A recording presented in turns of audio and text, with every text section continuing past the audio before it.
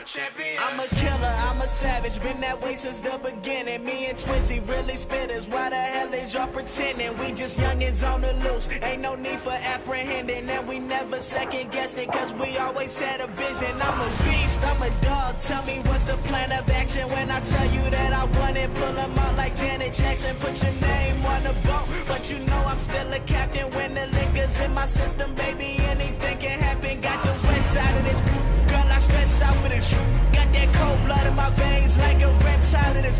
Gotta make room for my team, don't get exiled in this. Try to find Mr. Right and get you left out of this shit. Yeah. I've been trying to find my way back home. I've been riding down this road too long. Yeah, mama, I'm coming. I'ma keep running and running. I'm a champion. I'm a champion. I'm a champion. I'm a champion. I'ma keep running and running. I'm a champion.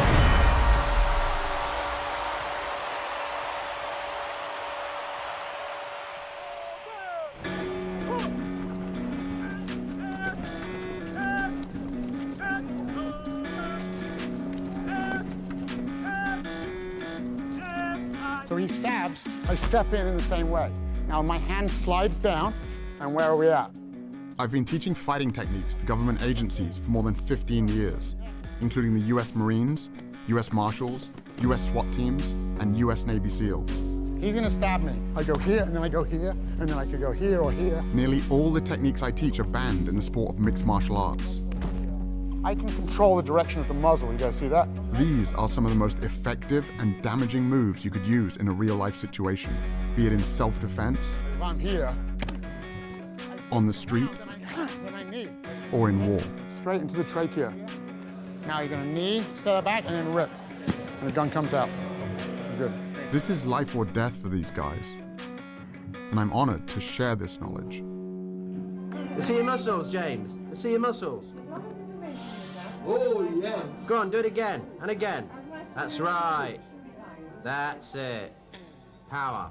James, he was a very lively child, quite hard to control. His teacher said to us, I'm finding it difficult to cope with him because he is so not aggressive, he is so... Lively, really. Lively, yes, I think that's probably the better word.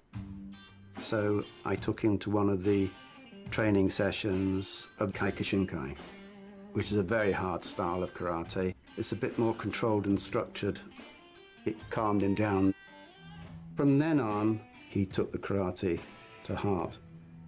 Bruce Lee was his hero as a child, and he had big posters in his bedroom.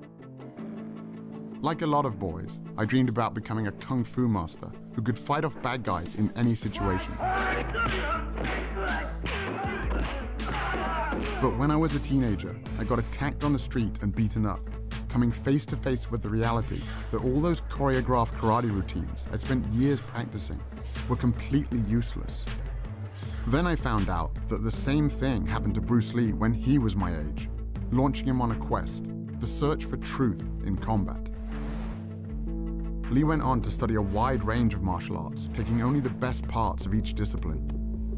His philosophy was simple: research your own experience, absorb what is useful, reject what is useless, add what is specifically your own. Armed with this philosophy, I vowed to follow in Lee's footsteps. 15 years and 5 black belts later, I was given the opportunity to put my training to the test. Good combination by Wilkes. Johnson trying to fight back, though. Nice knees by Wilkes. Johnson is in trouble. Attacking. One hook in, and he's got the choke. He's got one arm across. Gets up and around now. He's got a tap. Wilkes is the ultimate fighter. Seconds to go. Outstanding performance by James Wilkes. James Wilkes from Leicester, England, is the ultimate fighter. Then I got injured. I was sparring with a future heavyweight champion and tore ligaments in both of my knees. Unable to teach or train for at least 6 months, I spent more than 1,000 hours studying peer-reviewed science on recovery and nutrition, looking for any advantage I could find to get back on track as quickly as possible. That's when I stumbled across a study about the Roman gladiators. The gladiator graveyard from Ephesus is the only one with a significant number of individuals buried there. Archaeologists recovered the remains of at least 68 gladiators. There have been more than 5,000 bones analyzed for the study. We found in the cross-section of the bone very high bone mineral density, which indicated intense training and high-quality diet to build up strong muscles and strong bones. This diet gave the gladiators the nickname hordeari, which means beans and barley muncher. We know different food sources give different amounts of strontium in the bones. High strontium levels in vegetarians, low strontium levels in carnivores. If there is low strontium in the sample, the flame will stay blue.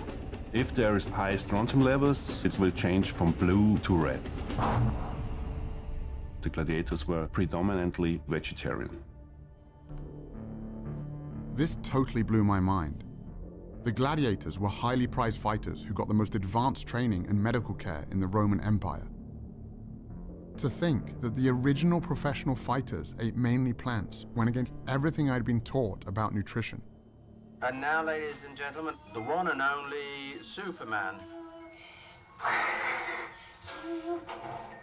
James, does Superman eat meat?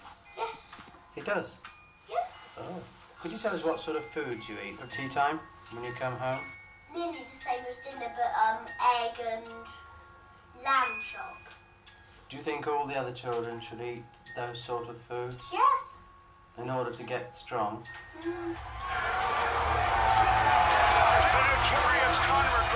Even in the UFC, this idea that meat makes you tough had become a focal point for one of the most anticipated fights in the history of the sport, between Conor McGregor, the world champion in 2 different weight classes, and Nate Diaz, who accepted the fight with only 11 days' notice after McGregor's original opponent pulled out. McGregor was a big meat eater. It's steaks every day for me. Steaks for breakfast, steaks for lunch, steaks for brunch, grass-fed, massaged, beef, all day long. Diaz was on a plant-based diet. Eat your vegetables. And McGregor had a field day with it. This man, let's see, can he fight? I'm a lion in there. Your little gazelle friends are gonna be staring through the cage, looking at your carcass getting eaten alive. McGregor was feeding off a stereotype that was pretty much universal. You eat like a vegetarian. I was curious to find out if there were any other elite athletes following a plant-based diet. The first I found was Scott Jurek, one of the greatest ultra runners of all time. Scott built his career running extreme distances over brutal terrain, conquering the sport's most prestigious races, including the Badwater Ultramarathon, 135 miles through California's Death Valley, with temperatures reaching 130 degrees. I was training for the Western States 100-mile race, which is like the Super Bowl of ultramarathon racing. And that's when I was transitioning to a plant-based diet. I remember doubting myself, even up to a week before the race, like maybe I should have eaten meat. But I led that race from start to finish and won it for 7 years in a row. And there was no question that the plant-based diet was fueling my victories. When I met Scott, he was gearing up for the greatest challenge of his career. Invite me over. When I'm moving, I'm definitely going to be eating. Having already mastered single-day endurance events, Scott was now trying to become the fastest person ever to run the entire Appalachian Trail, a distance of 2,200 miles. My goal is to break the record. 46 days, 11 hours. Let's go to Maine. 2 marathons a day over technical terrain. Average of 11,000 feet of climbing and 11,000 feet of descent every day, back to back to back to back. It's completely beyond anything I've done before. As Scott hit the trail, I was confused about how his meat-free diet could possibly give him enough energy. So I reached out to Dr. James Loomis, a team physician who was part of 2 championships, a World Series and a Super Bowl. What I found in the locker room was some pretty outdated ideas about nutrition. You would go to a pre-game dinner with the football team and you would see this spread. There would be steak and chicken, very much protein-oriented, because their perception was that the protein is what sustains their energy. But in fact, that's not the case. The actual energy for exercise comes mainly from carbohydrates in the form of glycogen that we store in our muscles. And when we sacrifice those carbohydrate calories for protein calories in our diet, what ends up happening is you will develop really chronic carbohydrate or glycogen depletion. And what does that lead to? Well, it leads to chronic fatigue and loss of stamina. I wanted to know how this whole meat gives you energy thing got started, and traced it back to the 1800s when a famous German chemist hypothesized that muscular energy came from animal protein and that vegetarians were incapable of prolonged exercise. Liebig's beliefs were so widely accepted that they even inspired the USDA's first protein recommendations. By the time science proved his theory false with the discovery that hardworking muscles run primarily on the carbohydrates found in plants, it was too late. People all around the world had already bought into Liebig's ideas about meat and energy. But not everyone was convinced. As early as 1908, plant-based athletes were starting to claim their first Olympic golds. Are you still sticking to your vegetarian diet, Mary? Very rigidly, yes. And do you find that's a benefit to you, do you? Greatly, or I wouldn't do it. Winning the gold medal. Lewis gets it, and it's a new world record as well. I changed my diet to a vegan diet, and I set all of my personal bests at 30 years old. The oldest man ever to win a world or Olympic medal. And there were current Olympians too. Morgan Mitchell is the two-time Australian 400-meter champion. Here comes Morgan Mitchell. Champion, this is very, very fast. It's tough, the 400, I won't lie. The first 200 is pure speed, and then the last 200, it shows who's got that speed endurance training in their legs. And obviously the last 50, you've just got to pray because lactic is hitting hard. You need to be able to hold that endurance. She also represented Australia at the 2016 Summer Olympics. A lot of people had doubted me when I first became vegan, but my energy levels increased incredibly. And my iron, my B12, everything that people said would become deficient were amazing. I thought, I'm going to make sure I'm beating them all on the track. I mean, we're all friends, but it was pretty cool to finish my Australian domestic season undefeated. And to win the Nationals was obviously that little cherry on top. Morgan Mitchell, she's tearing away from the field. There was also Dotsie Bausch, an 8-time USA national cycling champion and 2-time Pan American gold medalist. My event in track cycling requires a massive amount of explosive power. Let's go, ladies. Go, go, go. First of all, we have to get off the line, and we're starting from a dead start with one gear. We have to be able to move that mass, that weight, off the line and get it up to speed within 3/4 of the length of the track. My training regimen involved 6 days a week, climbing mountains up and down for at least 4 and 5 hours a day, hard track sessions, and then big gym sessions. I grew up in Kentucky, so that's the land of casseroles and barbecue and meat. So when I transitioned over to an entirely plant-based diet, I wasn't sure if I was gonna survive. And I actually became like a machine. I got up from being able to move about 300 pounds on the inverted leg sled to moving 585 pounds, 60 reps, times 5 sets. To move that kind of weight, you need more than just energy. You also need strength. In other words, protein. I just couldn't believe that Dotsie, or anyone for that matter, could get enough protein eating only plants. I think one of the biggest misconceptions in sports nutrition is that we have to have animal protein, and in particular meat, to get big and strong and perform at a high level. That's just clearly not true. All that protein that you get when you eat a steak or a hamburger, where did it come from? It came from the plants that the cow ate. I was surprised to learn that all protein originates in plants. Cows, pigs, and chickens, it turns out, are just the middlemen. In fact, the largest study to compare the nutrient intake of meat eaters with plant eaters showed that the average plant eater not only gets enough protein, but 70% more than they need. Even meat eaters like me get roughly half of their protein from plants. But athletes need more protein than most people do. So I crunched the numbers from the study and realized that based on the amount of calories I was eating, I'd still be getting more than enough protein to build and maintain muscle. For example, 1 cup of cooked lentils or a peanut butter sandwich has about as much protein as 3 ounces of beef or 3 large eggs. But what about the quality of the protein? I'd always heard that plant-based protein was inferior. Proteins are strings of amino acids, and there's some amino acids our bodies can't make. Those are the essential amino acids. So we have to get them from food. And one of the arguments about animal-based proteins being superior is that plant-based proteins aren't complete, so you're not going to get all the amino acids, and that's a fallacy as well. Again, I was surprised to discover that every single plant contains all the essential amino acids in varying proportions. And when it comes to gaining strength and muscle mass, research comparing plant and animal protein has shown that as long as the proper amount of amino acids are consumed, the source is irrelevant. This all sounded great in theory, but all the athletes I'd met so far were pretty lean. If getting lots of protein without animal foods really wasn't an issue, where were all the big guys?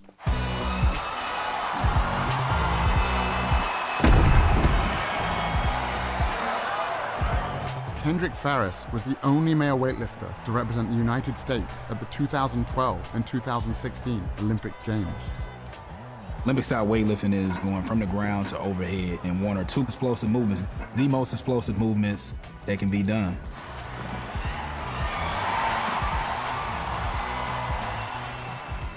When I made the switch to a plant-based diet, they were like, I don't know how you're gonna lift that much weight and you're not gonna be eating anything, you're just gonna eat grass, like how are you gonna be strong? I qualified for my 3rd Olympic team, you know what I'm saying? I broke 2 American records. I won the Pan Am Games. I was like, man, like I think I should have done this a long while ago. Like, why didn't I research this before?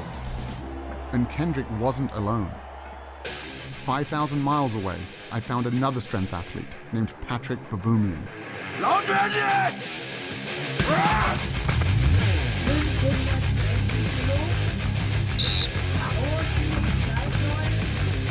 Patrick is one of the strongest men on the planet, with multiple world records, including the front hold, the keg lift, and the log lift.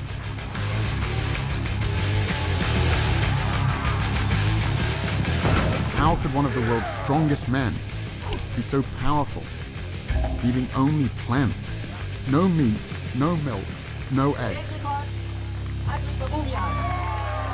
Most of the training I do at home because it's just more practical. Someone asked me, how could you get as strong as an ox without eating any meat? And my answer was, have you ever seen an ox eating meat? I stopped eating meat in 2005. Up to that time, I was 105 kilo. And now I'm 130 kilos. Also at the same time, I set like 4 world records. So when I stopped eating meat, I got stronger and bigger. Okay, so I just go under here. Okay, yeah. Really take care of, your back should really be straight. Get up. At 700 pounds, I could not move the yoke at all. It felt like it was bolted to the ground.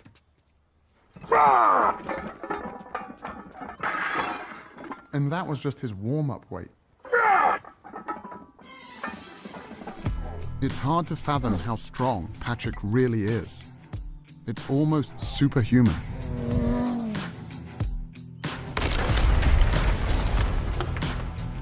When I met Patrick, he was training to break the world record for the heaviest weight ever carried by a human being. To break that record, Patrick would have to carry 1,224 pounds. That's the weight of a horse, a distance of 33 feet. The thing with the yoke is, if you really, really go insane with the weight, when you do a step and all the weight is on one leg, it sometimes feels like your bones could just break. It's probably one of the most terrifying things that we do at strongman events.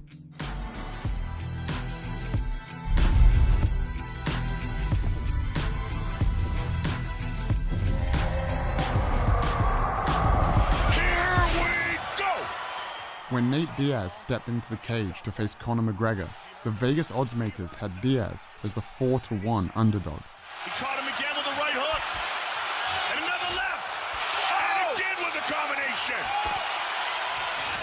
trying to finish with a submission. He's got it!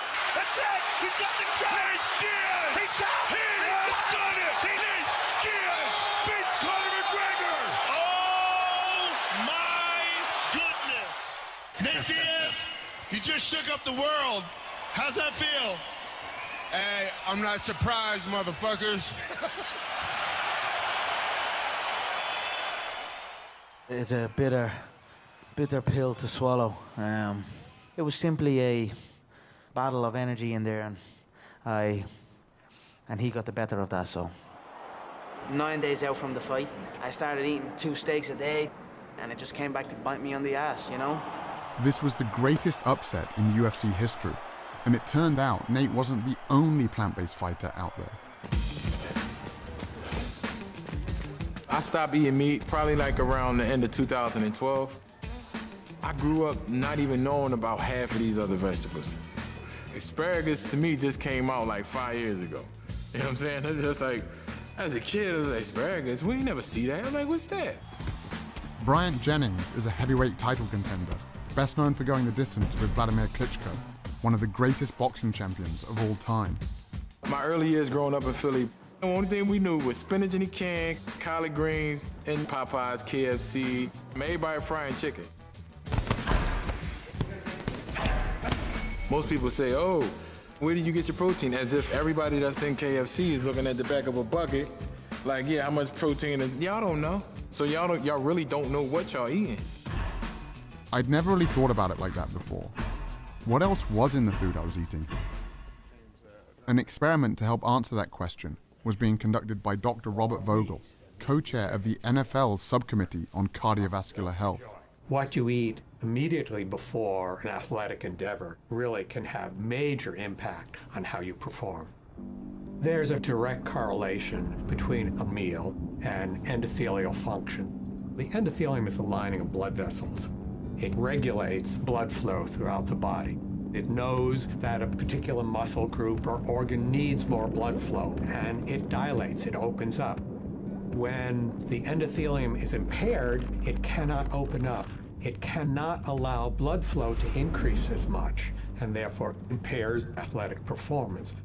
The test subjects were 3 football players from the Miami Dolphins, defensive back Michael Thomas, and wide receivers Griff Whalen and Kenny Stills. For the touchdown, Kenny Stills. Today, we're going to be feeding them 3 burrito breakfasts with a lot of protein. 2 of them have sources of animal-based protein and fat. One is from beef, one is from chicken. Third is a plant-based burrito, which has beans in it. So the protein and the fat came from a plant-based source. Tomorrow, we're going to feed them all bean burritos. We're looking at the impact of eating a different meal on the same people. All right, here's the beef. Thank you. Chicken here, and I have a plant-based one here as well. Thank you. Griff has been plant-based for 4 years, so he got bean burritos on both days. On away games, we always eat fried chicken, we eat Popeyes. I love fried chicken, I love Popeyes, and I'm gonna eat Popeyes every time. 2 hours after each meal, the players had their blood drawn and put into a centrifuge. The red blood cells sink to the bottom. An amber-colored fluid called plasma rises to the top. If the plasma is see-through, it means there's not much fat in the blood, and the endothelium is likely functioning well. Michael, today's blood and yesterday's blood. This is a plant burrito. This is a meat burrito. Look at the difference it makes in what circulates in your bloodstream. Cloudy. Cloudy. And that's on top is the fat circulating in your blood from the meat burrito. Gotcha. Griff, you're the vegan. Here's your blood from today and your blood from yesterday. Nice and clear, both of them. So the fat from the avocado doesn't have that kind of effect? That's right. Kenny, you're the fried chicken guy. You want to see your chicken? There it is. Yeah, it's pretty gross to see. Sources of animal-based protein and fat have a tremendous impact on endothelial function. That lasts for 6 or 7 hours after you eat. So if you have bacon and eggs for breakfast, a hamburger for lunch, and a steak for dinner, this is going on all day long. Your blood is always cloudy, and the ability to operate at your best is always impaired. Damn. I guess I won't be eating my fried chicken no more. Dr. Vogel's experiment was backed up by numerous studies measuring how a single animal-based meal can impair blood flow. I also found a large body of research showing that plants have the opposite effect, improving endothelial function and increasing blood flow. Controlled studies show that simply drinking beet juice before training allows subjects to cycle 22% longer and bench press 19% more total weight. I've seen races where it has come down to the 1,000th of a second. Sometimes you have to do things that you know your competitors aren't doing, getting every single advantage you can. Knowing I could get enough energy and protein was one thing, but seeing what a single animal-based meal could do to an athlete's blood sealed the deal. It was time to give this plant-based thing a try, but there was only one meat-free meal I could think of. Hi, what can I get for you today? Could I get 2 bean burritos, please? Bean or beef? Bean. All right, I'll see you at the window, okay? Thank you. You're welcome. When I went plant-based, I thought that it would be a longer transition, but I just immediately started feeling like I could go kick ass and not need the recovery in between. It was mind-blowing to my teammates. They were tired of me saying, like, let's go again and again.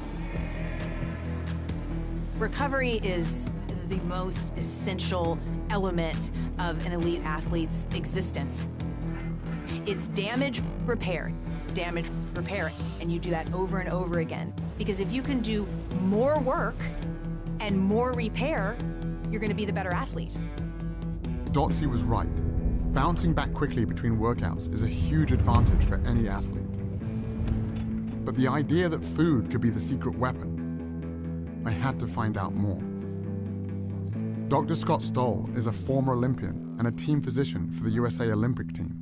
I work with professional athletes that are very interested in protein. Protein's important, but which package is your protein coming in is the better question to answer. The plant-based protein versus the animal protein, which package is going to help the body overcome inflammation and help the body to recover?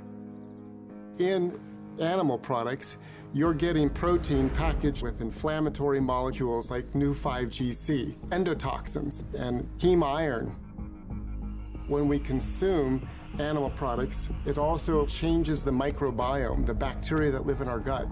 And the bacterial species that have been shown to promote inflammation overgrow and begin to produce inflammatory mediators like TMAO. The study that showed that a single hamburger impairs blood flow also showed that it can increase measures of inflammation by 70%. In the arteries, inflammation reduces blood flow. In muscles and joints, it can increase soreness and delay recovery. In plant-based protein, you're getting protein that's packaged with antioxidants, phytochemicals, minerals, and vitamins that are going to reduce inflammation, optimize the microbiome, optimize blood supply, and optimize your body's performance. The antioxidants Dr. Stoll was talking about are found almost entirely in plants, which have, on average, 64 times the antioxidant content of animal foods. Even iceberg lettuce has more antioxidants than salmon or eggs. As a result, switching to a plant-based diet can help reduce measures of inflammation by 29% in just 3 weeks. I was about ready to retire, as I should have been, because I'm like 35 at that time. But I just kept getting better, and so they had to take me to the Olympics. We were complete underdogs as Team USA. In our semifinal ride against Australia, we were down by 1.7 seconds. No one's ever come back in team pursuit from a deficit that large. And we beat them on the line by 8/100ths of a second.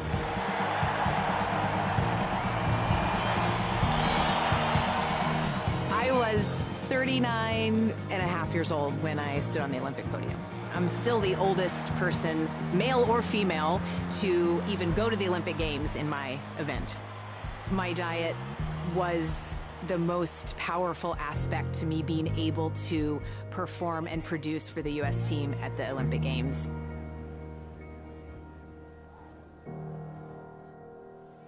All of these athletes and their stories were impressive, but my goal from the beginning was to recover from actual injuries, like the damage I'd done to my knees. And he's down at the line of scrimmage in the arms of Derek Morgan. Derek Morgan had been on a similar journey. In the NFL, the injury rate is 100%.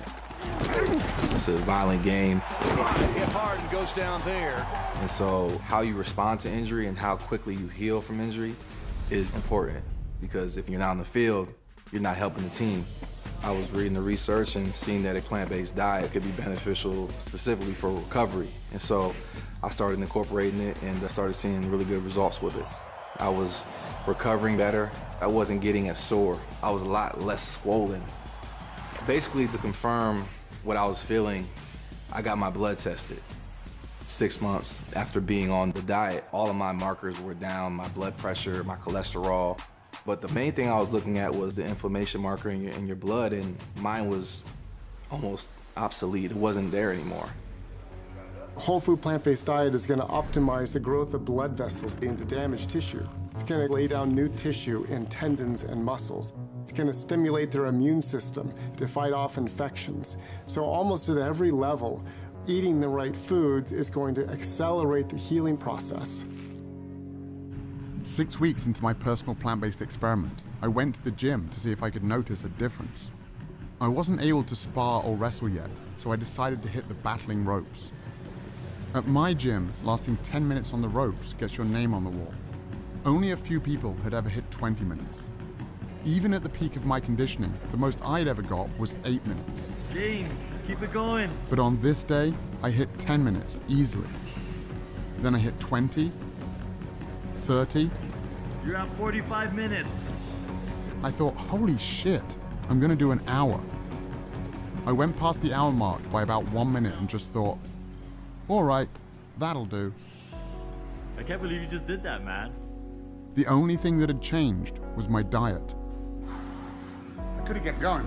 That's way over the record, right? Yeah. Freaking hour. When I was growing up, the toughest guy in the world to me was my dad. He taught me the value of self-defense and was always there to help me when I got into trouble. But now, he was the one who needed help. So you had a heart attack? Correct. Had you had much in the way of symptoms prior to this episode? No, never before. After my dad got out of the hospital following emergency heart surgery, we got on a Skype call with Dr. Caldwell Esselstyn, an internationally renowned heart disease researcher from the Cleveland Clinic. Always been, I think, very fit. So somewhat of a surprise. Well, no, not a surprise. In all of Western civilization, there is nothing more common than coronary artery heart disease. And that is because of the foods that most people eat every day. Do you happen to recall into which of your arteries did they place the stent? Was it into the left anterior descending or the right? After seeing how much a single animal-based meal can affect healthy young athletes, I couldn't help but wonder what a lifetime of these foods might have done to my father's heart. In all of our studies, we found the same thing. These same biological mechanisms that affect performance also affect our health. Chronic inflammation, oxidative stress, and endothelial function. When you eat animal products, you start to form plaques in the coronary arteries. Plaque formation in the arteries doesn't just limit the function of the arteries, it can also block the blood flow. And that's when the heart starts to have some real problems keeping up with the demands of the body. In terms of heart disease, oftentimes there's confusion. People think that, well, I don't eat red meat, so I'm okay. We know that it's more complicated than that. It's not just red meat. It's not just the fat. For nearly 50 years, we were told that the primary cause of heart disease was saturated fat and cholesterol, and that leaner meats, lower fat dairy products, and egg whites were the solution. But the research now shows that the other inflammatory compounds in animal foods, like those that can impair athletic recovery, also play a significant role in the development of heart disease. We're going to do a whole lot better by just getting rid of the animal products. And there are really good biochemical reasons for that. Heme iron is one of them, for example.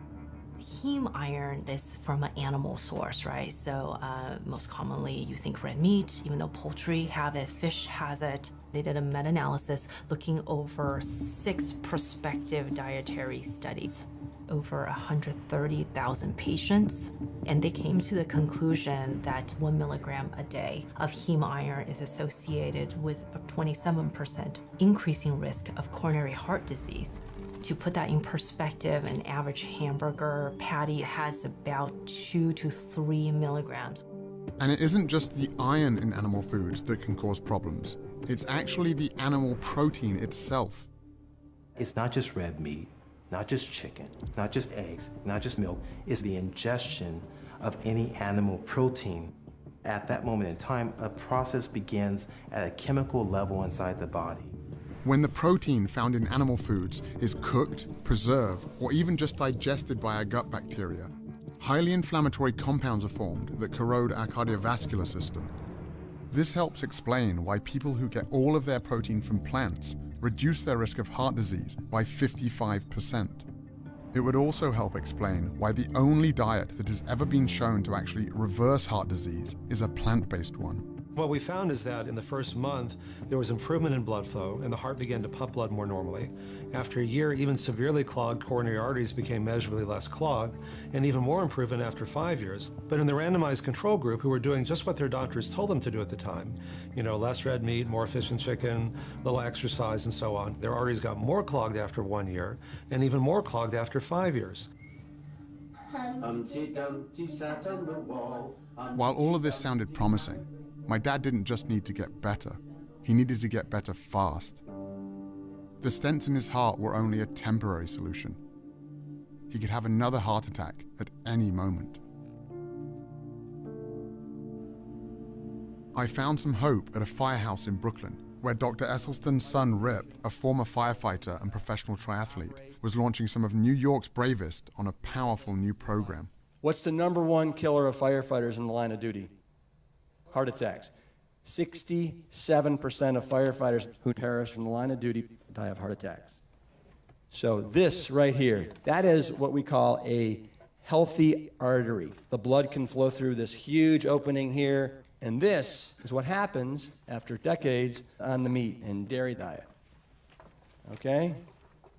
If you guys have been eating this way, I want you to take the 7-day rescue challenge. We bought you guys plant-based groceries. I want you to give yourselves the chance to see what your internal biochemistry does in just 7 days. My cholesterol's elevated, my LDLs are always very high. The same job that I was doing like 10 years ago without an effort, without taking an effort. Despite working out all week, playing sports, my cholesterol's high and growing by about 10, 15 points every year for the last 5 or 6 years. I realized a couple salads a week, it doesn't really cut it. I got 2 kids, so hopefully I'll feel better, have more energy, and add some years to my life. I went to see if I could get my dad to make these same changes to his diet as soon as possible. Well, what are you suggesting? Well, let's do the shopping. Tomatoes, cucumber, we have hummus dips. But my dad can be a little stubborn, Soya yogurt, and that's about it, I think. so I wasn't feeling that hopeful. We'll just drink tea. I come from a town called Melton Mowbray, known in England as the rural capital of food. It's the home of Stilton cheese and the world-famous Melton Mowbray pork pie. The pace of change here is very slow. And my dad, like most of us, is a product of where he grew up. I just couldn't imagine someone as set in his ways as my father making such a big switch. On the top there, worth another 20 quid. He was 50 quid a lot. Until I got home and went back to the gym. You push me. Go here. I've spent years working out with Lucius Smith, He was a cornerback in the NFL, has a black belt in jiu-jitsu, and was my strength and conditioning coach. That's it. More arms, more arms. I told Lou about the research I'd been doing and what happened to my dad. And he'd never mentioned this before, and he said, I've been on a plant-based diet for almost 10 years. Lou is 60 years old, not far off my father's age. Most guys my age can't keep up with the grandchildren. My grandchildren can't keep up with me. When I went from an animal-based diet to a plant-based diet, my blood pressure went down to like 110/70. My heart rate, sometimes it's been under 50, like 48, 47.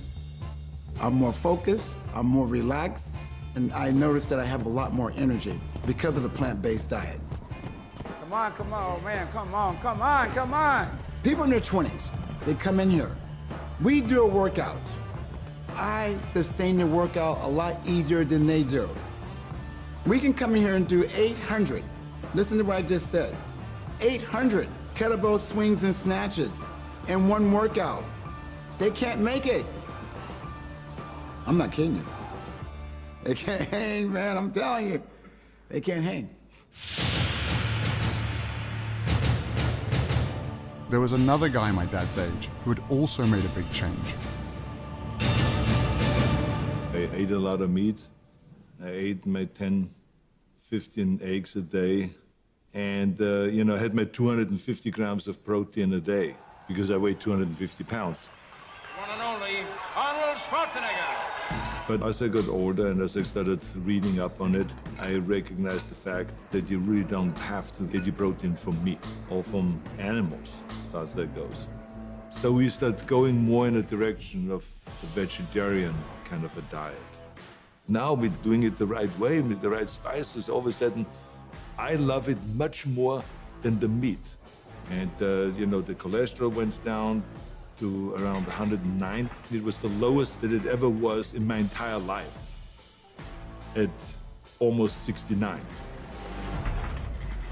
What we eat has a major impact on our health and our well-being in every way we can measure. People who eat a diet that's high in animal protein have a 75% increased risk of premature death from all causes, and a 400% to 500% increased risk of death from most forms of cancer, prostate, breast, colon cancer, as well as type 2 diabetes. The amino acids that come from animal sources tend to make our cells rev up and multiply faster. For example, there is accumulating evidence that high consumption of proteins from dairy sources is related to a higher risk of prostate cancer. That chain of cancer causation actually seems pretty clear. Cancer has been linked to other animal foods as well. Research funded by the National Cancer Institute found that vegetarians who add 1 or more servings per week of white meat like chicken or fish more than triple their risk of colon cancer. So it's not one set of dietary guidelines for improving your performance as an athlete, another one for reversing heart disease, a different one for reversing diabetes, a different one for reversing prostate cancer.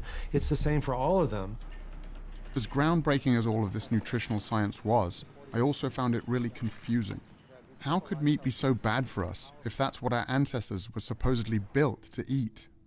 When we think about the diet of early humans, we're often drawn to thinking about meat, but plant foods were more important than the archaeological record gives credit for.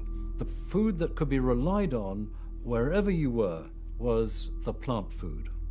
The popular perception of what early humans ate dates back to the 1930s and 1940s, when there was some amazing finds of early human ancestors, animal bones and tools that very much look like they may have been used to butcher and maim those animals. So very early on, we had this notion that meat had a disproportionately larger role in the diet of early human ancestors than it actually did. The bias in the archaeological record towards stone and bone preservation over things like plants has led to a very skewed view. If we look at deep time, bones and stone tools preserve very well, but plants decay very rapidly. What's exciting, though, is in the last decade, we've started to realize microscopic fossils of plants do preserve quite well. And so we're revisiting some of these earlier Paleolithic sites and finding abundant evidence of plants. Advanced technologies, like those used to analyze the gladiator bones, have allowed scientists to take a closer look at the tools, bones, and teeth of our ancestors, leading to the discovery that early humans ate mostly plants. And the reason for this is actually quite simple. Humans do not have any specialized genetic, anatomical, or physiological adaptations to meat consumption. By contrast, we have many adaptations to plant consumption. We have longer digestive tracts than do carnivores, and this allows humans to digest plants and fibers that require longer processing time. We also lack the ability to produce our own vitamin C. Vitamin C is found in plants, so the fact that we cannot make our own indicates just how reliant upon plants we actually are. This is why we have trichromatic vision. This is very different from carnivores, which have dichromatic vision. We can see more colors, and this is very important, especially if you need to find fresh, ripe fruit. We have a brain that just is desperate for glucose. It's such a fussy organ. That's the only thing it really takes in for energy. Well, meat's not a very good source of glucose. To have a big brain like this, you need to eat something different. And the most efficient way to get glucose is to eat carbohydrates. But what about our teeth? Aren't they proof that we're built to eat meat? In primates, you might think canine teeth are associated with a diet of meat, but they're not. In gorillas, when males want to intimidate other males, they will show the length of their formidable canines. On the other hand, carnivores have distinctive teeth, and they're shaped like scissor blades. They simply shred the meat off and they swallow. Compare that to the teeth of a human being, square and low cusped for crushing and grinding tough plant tissues. Right there in your own mouth is the best evidence we have for a diet that could not have been meat. If you just got placed in some ancestral environment, the best thing you could be equipped with is not a very sharp spear. The most important thing you could be equipped with is knowledge of which plants you can eat. Suddenly it all made sense. The reason an animal-based diet isn't good for us is because our bodies aren't built for it. It's simply the wrong type of fuel. The only thing that didn't really fit was B12, an important vitamin that everyone kept warning me you could only get from animal foods. It turns out that B12 isn't made by animals after all. It's made by bacteria that these animals consume in the soil and water. Just like with protein, animals are only the middlemen. Before industrial farming, farm animals and humans could get B12 by eating traces of dirt on plant foods or by drinking water from rivers or streams. But now, because pesticides, antibiotics, and chlorine kill the bacteria that produce this vitamin, even farm animals have to be given B12 supplements. And up to 39% of people tested, including meat eaters, are low in B12. As a result, the best way for humans to get enough B12, whether they eat animal foods or not, is simply to take a supplement. When I caught up with Scott a full month into his 2,200-mile trek, he had fallen well behind record pace. Not even a week into the journey, I developed a quadricep tear. I had to start thinking, okay, how am I going to get through this? There are no rest days when you're setting a speed record on the Appalachian Trail. I needed to recover while I was still pushing my body to the brink, waking up the next day and the next day after that and doing the same thing. I really had to trust in my training and trust in my nutrition to help me get up each morning at 4:30 and put another 50 miles in. With only 12 days left to break the record, Scott still had 550 miles left to go.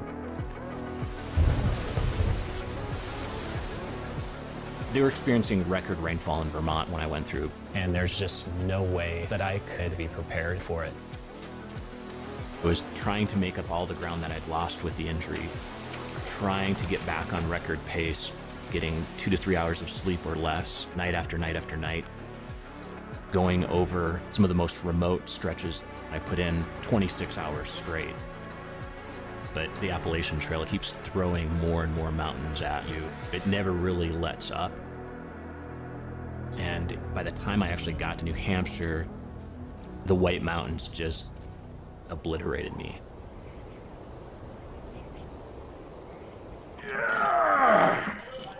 With less than 2 weeks remaining, Patrick continued training for his world record attempt to carry more weight than anyone in history. I started lifting weights when I was 14 years old because I was kind of wimpy and small in that time. and I wanted to be some kind of hero, able to help if something happened. This is my mom and dad. When I was 4 years old, my dad, my mom, and my little sister, she was 6 months old, they were in a car accident. And only my mom survived the accident. So when I was young, I had these fantasies of being super strong, and if someone got trapped, being able to help them get out.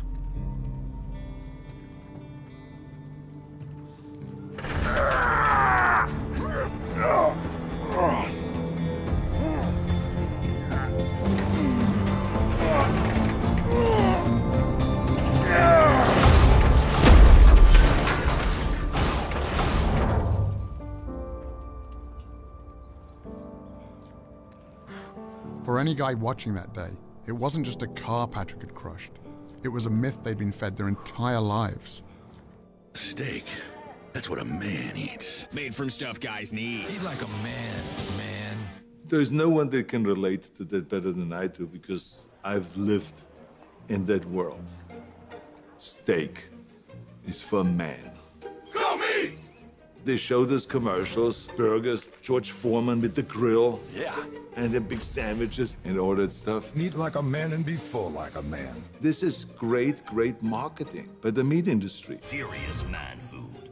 Selling that idea that real men eat meat. You look like more of a man with a quarter-pounder in your hand. But you got to understand, that's marketing. That's not based on reality. Okay, I'm going to take you down to the exam room. When I think of a manly man, I think of somebody who has strength, endurance, sexual prowess, and fertility. And in fact, what the scientific studies are showing is that the more meat men eat, the more quickly they lose their manly manhood. The blood test with the Miami Dolphins measured how a single meal could affect blood flow throughout the entire body. I asked Dr. Spitz if he could conduct an experiment with 3 collegiate athletes, but this time on a more specific part of the male anatomy. So, here's a model of a penis. Dr. Spitz is the lead delegate of urology for the American Medical Association. When it comes to the penis, he literally wrote the book. Now, you're going to be putting this device on yourself.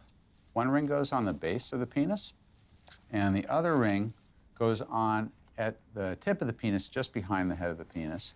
It knows how tight to squeeze to know when an erection is starting, because when it squeezes, it'll determine, oh, it's now of a larger circumference, something's happening. What we're going to look at is what effect the meal you have has on your erections that night, and you're going to be eating 2 different kinds of meals. For this study, on the first night, we gave the guys burritos that had meat, beef, chicken, pork, but really high-quality meats, grass-fed, organic. On the second night, we gave them very similar burritos, but we swapped out the animal portions for plant-based protein. It's really good. I thought this was gonna be nasty, I'm not gonna lie. I didn't think we were getting a burrito, I thought we were gonna get a salad.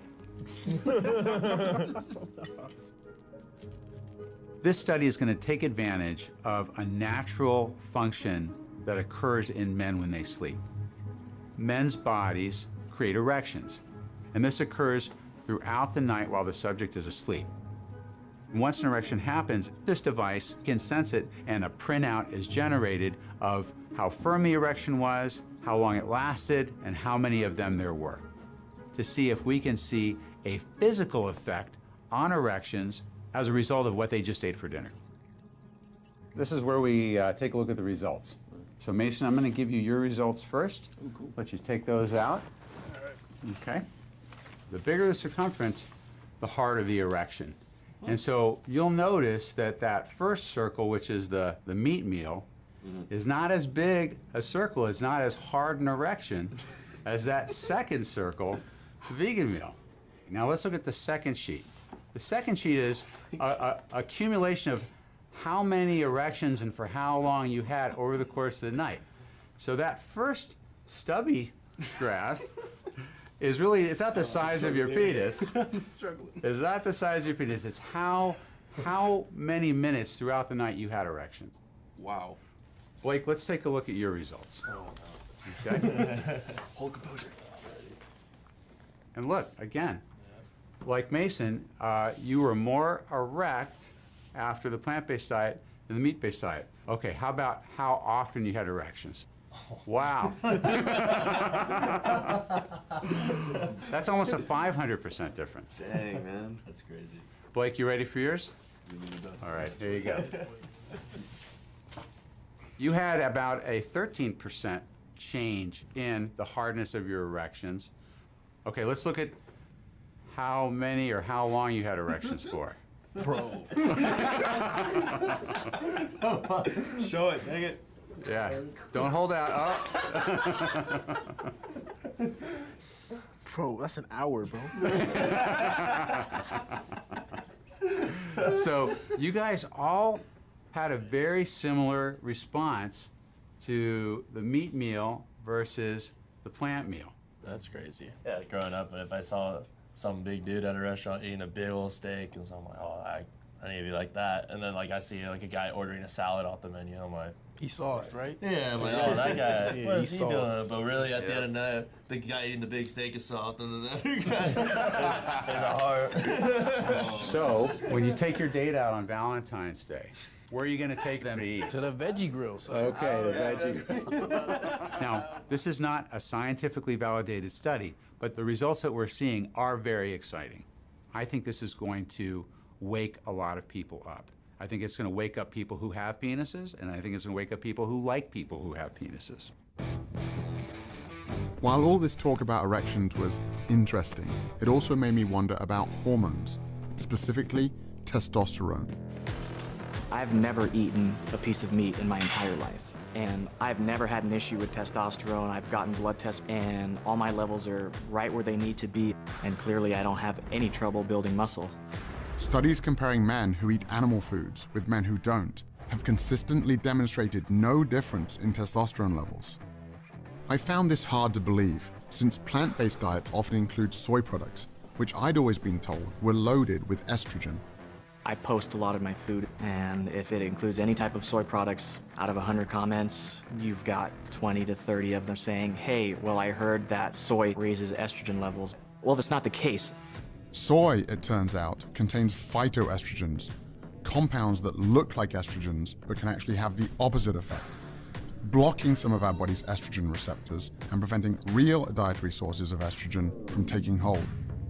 The foods that contain real estrogens are animal foods, like chicken, eggs, and dairy, which can have a significant impact on our hormone levels. Simply drinking cow's milk can increase a man's estrogen levels by 26% in just 1 hour, while dropping their testosterone levels by 18%. Another hormone strongly connected to diet is cortisol, a stress hormone linked to reduced muscle mass and increased body fat. Research has shown that people who replace animal foods with high-carbohydrate plant foods experience an average drop in cortisol levels of 27%. This is what I always heard, like, you can't go lean, you can't go shredded vegan because you have so much carbs. But I'm standing here in the best shape of my life, easy. I already knew that processed carbs, like white flour and sugar, can lead to weight gain. But what I didn't realize is that unprocessed carbohydrates, like oats, bananas, and sweet potatoes, are associated with decreased body fat. An 8-week weight training trial also found that those consuming a normal amount of carbs gained 2.9 pounds of muscle mass, while those in the low-carb group actually lost muscle. A typical bodybuilding diet is a very low-carb diet. So these guys that haven't had a carb in 2 weeks, they're walking around like zombies. I'm backstage eating all the carbs that I want. They're like, how are you eating that right now when you look this shredded?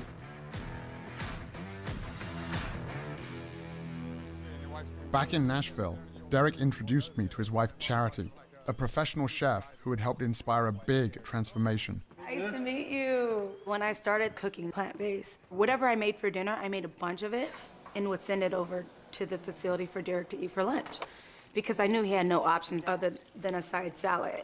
You've seen Derek. Do you think a side salad is gonna fill him up?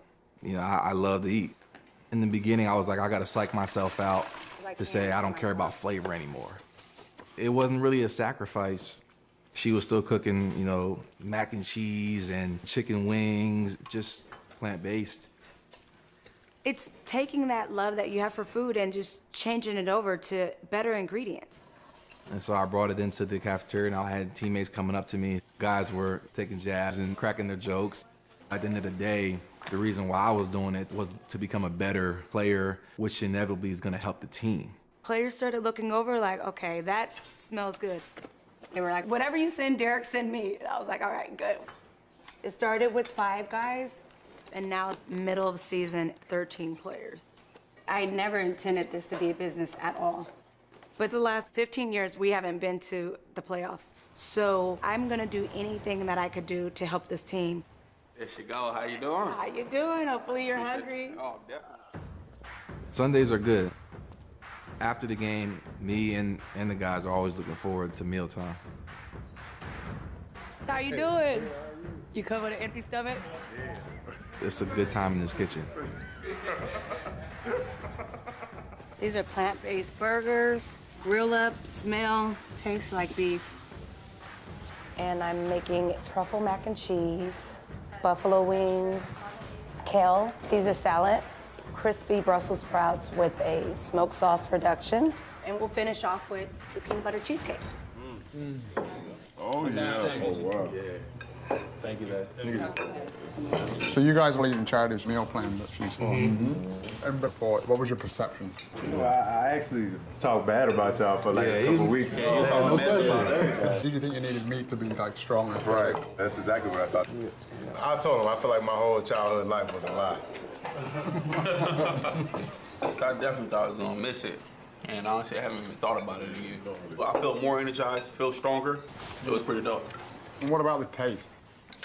Tastes really good. And the meals were always looking good, and I found myself sitting in a locker staring at what they're eating. So, you know, I tried it, and honestly, I mean, I felt the difference, and, you know, I was able to just perform consistently. Yeah, you caught your first touchdown after you switched over, right?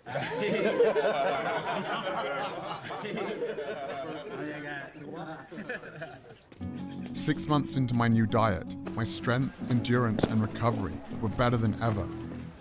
My dad's health was on the mend. Even my wife and kids were on board. But I was also pissed off. Why didn't everyone know about this? And then I remembered my grandfather, who died of heart failure at the age of 63 after more than 4 decades of smoking. A paratrooper in World War II, he got hooked on cigarettes during a time when young people like him were being sold the idea that smoking was actually good for you. Babe Ruth, idol of millions. To sell this idea, the tobacco industry turned to famous athletes, the ultimate symbols of fitness and health. After a game, Carl Furillo of the Dodgers looks for a mild cigarette, a Camel, of course. But right around the time Babe Ruth died from throat cancer in his early 50s, the scientific evidence was starting to stack up, so a new marketing plan was required. According to this nationwide survey, more doctors smoke Camels than any other cigarette. For years, the tobacco industry said that their cigarettes did not cause cancer. And they trotted out their own paid researchers to come out with statements to confuse the issue. Despite their efforts, cigarette ads were eventually banned from sports broadcasting, just in time for another big industry to step up to the plate and start playing the same game. What's in the bag? Big Mac? Play for it. With a new generation of athletes, including me. But it wasn't long before the evidence against animal foods started stacking up as well. Now that playbook is being used by the food industry. She's from the National Cattlemen's Beef Association. They're gonna hire their so-called I'm experts first of all a registered dietitian and nutrition scientist, and I'm a mom. to create just enough confusion. Are you saying with processed meat that it is not, in your view, carcinogenic? I don't say that it supports a sufficient relationship. And they make it seem as though there's doubt about what we're talking about. This is not a link, a causal link between red and processed meat and any type of cancer. But would you recommend reducing meat intake? No, not at all. How on earth is the viewer supposed to make sense of all of this? With overwhelming scientific evidence connecting animal foods to many of the most common deadly diseases, I discovered that the meat, dairy, and egg industries have engaged in a covert response, funding studies that deny this evidence while burying their involvement in the fine print. One of the hired guns paid to conduct these studies is Exponent Incorporated, a company whose research was used by the tobacco industry to deny the connection between secondhand smoke and cancer. For more than 50 years, Exponent has generated studies that challenge the health risks of everything from asbestos, arsenic, and mercury to animal foods. The formula works beautifully for people selling food. It works beautifully for people selling drugs to treat the diseases that bad food causes. And it works beautifully for the media, which can give us a new story about diet every day. Here we go again. New guidelines are muddled and confusing, and not by accident. The eggs are in. So happy about the eggs. I know, I am happy about the eggs. Eating bacon is okay. Absolutely. Okay, butter. Butter is back. But despite the appearance in our media of confusion, there is massive global consensus about the fundamentals of a health-promoting diet, and it's a diet that every time, no matter whether it's high in fat or low in fat, higher in carbs, lower in carbs, in every population, every kind of research, it's a plant food predominant diet. Every time. Just when I thought I'd uncovered every dark secret of the animal foods industry, I got invited to train a paramilitary group in Zimbabwe with a special mission. Okay, so just be very careful, guys. Stay on the rocks. Yeah. So these guys are now listed as critically endangered. There's only about 5,000 of them left on the planet. They're basically being hunted to extinction because of the value of their horn. Around $40,000 a pound.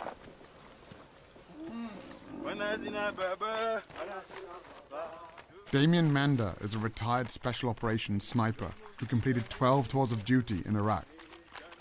He's also the founder of the International Anti-Poaching Foundation. Poacher maybe have an axe or a knife, so trying to disarm them. Yeah. So, he's going to thrust with the knife. Here. We are the SEAL Team 6 of conservation. We're the guys that go in and stop the hemorrhaging. Okay. Yeah, I'll stick to my AK-47. Yeah. You stick to that. I lived every young boy's dream. Jumping out of choppers, blowing shit up, stuff that most kids can only dream of doing on a PlayStation. I came to Africa because I was looking for the next 6-month adventure. I saw a bull elephant that had had its face cut off. Tusks that had been taken, the whole elephant sitting there dead because some guy wants to have a tusk on his desk. What sort of ambush is this called? Linear ambush. I had money and I had skills that could help these rangers. Using the minimum amount of force required to get the job done. And I made the choice to dedicate my life to helping these guys protect these animals.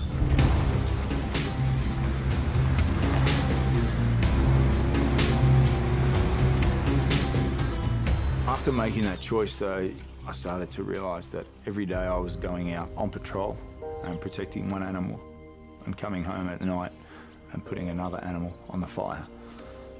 And I knew I was full of shit. I created this flexible morality that was convenient for me, because if you don't eat meat, you're some sort of vegan that shrivels up into a string bean. In my mind, I justified it. There's enough cows on the planet, they're not going to go extinct. But the longer I thought about it, the more I started to accept what I already knew. The easiest way to protect other animals is just not to put them in your mouth. This whole fantasy that we need meat to get our protein, it's actually bullshit. I mean, look at a gorilla. A gorilla will fuck you up in 2 seconds. What does a gorilla eat? I just do the same things as these big grey things out here that we're trying to protect, elephant and rhino. I just stick to plans. The rangers that we support patrol 5 million acres of wilderness, protecting these endangered species. But the actual biggest threat we have is the meat industry and the land that they are continually taking away from what we have left of these natural wilderness areas. Inch by inch, yard by yard, mile by mile.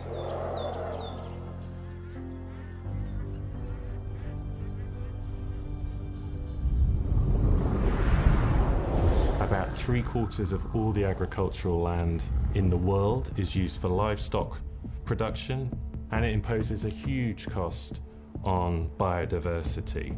And what is the single biggest source of habitat destruction? It's the livestock sector. Meat, dairy, egg, and fish farming use 83% of the world's farmland, yet provide only 18% of the world's calories. The reason livestock require so much land is because, once again, animals are just the middlemen, consuming, on average, 6 times more protein than they produce. With more than 70 billion animals consumed globally each year, growing animal feed requires vast amounts of land, making it one of the leading drivers of deforestation. It also requires huge amounts of water. Meat plays a disproportionately large role in causing this overuse of fresh water. 25% of the rivers in the world no longer reach the ocean because we're taking out so much water to produce animal feed. Water has been fed into the grain that's been fed to the cattle. The cattle's being made into beef. One hamburger is 2,400 liters of embedded water. That's a heck of a lot of water. All told, more than 1/4 of humanity's fresh water consumption goes to produce animal foods. And it's not just water depletion that's an issue, it's also water pollution. In the United States, for example, farm animals produce nearly 50 times more waste per year than its entire human population, polluting rivers, lakes, and groundwater all across the country. The livestock sector is responsible for 15% of global man-made emissions. So to put that in perspective, that's about the same as all the emissions from all the forms of transport in the world, all the planes, trains, cars, vans, and ships, all added up. Agriculture is not only the biggest culprit threatening the future for humanity on Earth, it is also the biggest and most important silver bullet to a solution. In the US, where meat consumption is 3 times the global average, shifting away from an animal-based diet would reduce agricultural emissions by up to 73% and save 1 million liters of water per person per year. Globally, this shift would free up a total area of land the size of Africa, taking pressure off many of the world's most endangered ecosystems and species. The message is overwhelming, both for public health and environmental reasons. The more plants you can eat and the less meat and dairy you can consume, the better. After learning how much is at stake if we don't change the way we eat, I went back to Brooklyn to find some hope.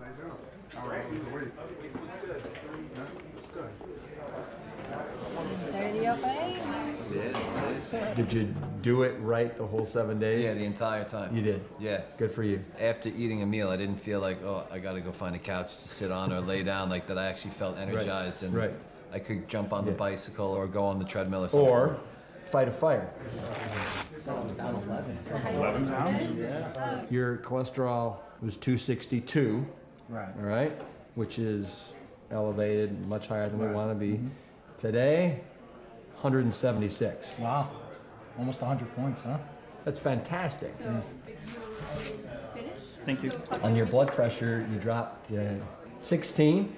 Wow, that's on your really systolic and 2 on your diastolic, so you're now 130 over 82 as opposed to 146 over 84. Fantastic. A little bump there. Yeah. Your cholesterol was 276. I mean, you know that that's super elevated, right? Yeah, they were freaking out. They were freaking out. At the doctor's office. You know what? They should be freaking out now because today it was 169. Whoa, now you're talking. 169. You dropped 107 points, my man. That's amazing. Here's what we got. After 7 days, the cholesterol average drop was 21 points. The average weight loss was 6.12 pounds. You guys, instead of having arteries that looked like this here, right? You guys are on the road to having arteries that look like this here. And we know that the #1 killer of in the line of duty firefighters is heart attacks. This is a food age-created disease. And you guys don't have to be another statistic. My doctor wanted to put me on a statin, and I kind of looked at it like that was like cheating, like an easy way out, and there has to be a healthier, more long-term alternative. And then when this opportunity presented itself, I took it. When you eat a healthy, whole foods, plant-based diet, it changes the expression of your genes. It turns on the good genes, turns off the bad genes. Your genes are a predisposition, but your genes are not your fate. And even if your mother and your father and aunts and uncles all died of diabetes, cancer, even heart disease, it doesn't mean that you need to. Once I get to here, I'm going to come up and I'm going to drop my head on his face. With help from my new diet, I've fully recovered from my injuries and am back to teaching self-defense. Or I can chop here and start down here. But with a critical new component, internal defense.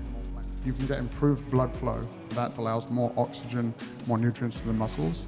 And it's not just the athletes. Armed with the truth in nutrition, I now have the tools to help protect more lives than ever before.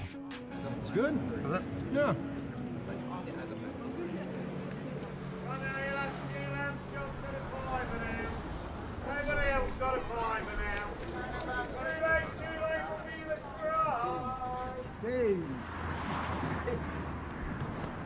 How are you feeling now? Very good. The figure that I read, it was 85% likelihood of your first attack, and that kills you. That's a high percentage, which makes me feel very blessed. Happy birthday, dear Pops. Happy birthday to you. Thank you. We've gone down the vegan route, and we now have soya milk. Marsha makes sure I have my vegetables. Insists on it now. How old are you? 71. 71. Glad to be here. What's up? What's good with you? Bruce Lee understood that the quest for truth is only useful if you're prepared to take action on what you find. It's best to lead by example. Most people say, oh, I just can't become vegan. I said, you're right, it's a process to it. I'll give you guys some vegan chocolates. People have this idea in their head that if they're going to do something, it's an all or nothing approach, and that's not the case at all. If you go to people and say, you must stop eating meat, they will say, fuck you. Who the fuck are you to tell me how to eat? But if you explain it, say, hey, why don't you try once a week? Just chill it with the meat. 50 years ago, no one talked about, hey, maybe you should just get your protein from vegetables. But now, there's many athletes, professional athletes in all kinds of different sports that have done extremely well staying away from animal foods. Lewis Hamilton wins the German Grand Prix! We all want to feel great. We all want to look great, have more energy. And the most important thing is about having the right fuel in your body. I can't remember feeling this great in my whole 32 years of my life.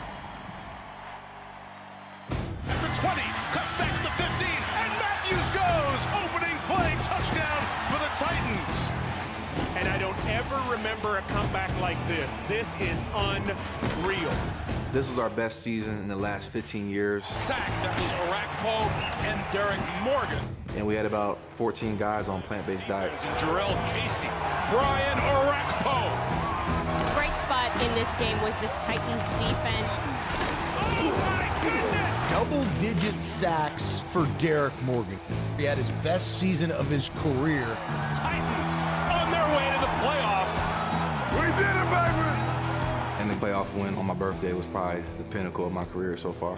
Everybody's talked about the defensive line in this diet. It was the burritos. It was the breakfast burritos. That's what it was. That'll get you to the playoffs.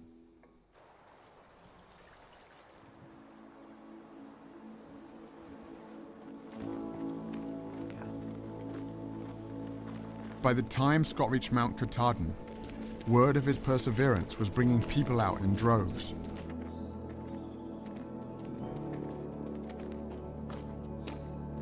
But after 46 days and nearly 2,200 miles, Scott had only a few hours left to break the record. This will be the heaviest weight that anyone has ever carried on their shoulders. Patrick will be attempting 555 kilos, which is 1,224 pounds. This is an official Guinness World Record. The potential of the human body is immense. You can come out of some of the deepest, darkest holes if you keep pressing forward. I'm gonna do this. Woo!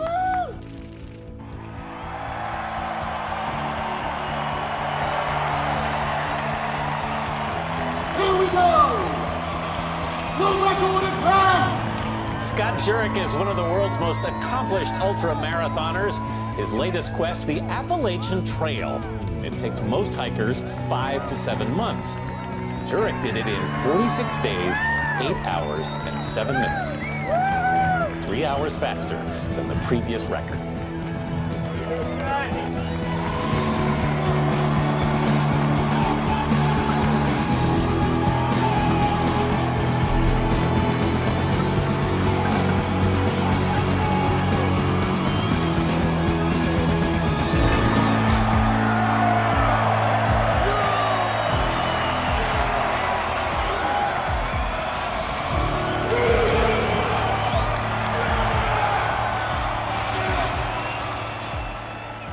It's not about being the strongest and the biggest.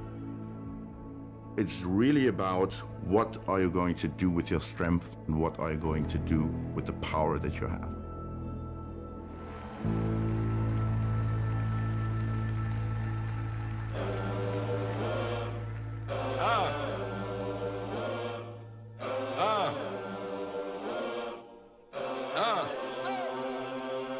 I'm in it just to rewrite history, cause I'm in the mood to label us the leaders of the new school. This ain't for the radio, can't find this on YouTube. This the type of killing that these critics ain't used to. Victorious, victorious. I basically start my day with a big smoothie. Some greens in it, like kale or spinach, some pea protein. Pancakes really at the top, because I like breakfast food anytime. Like, it's no wrong time to have that.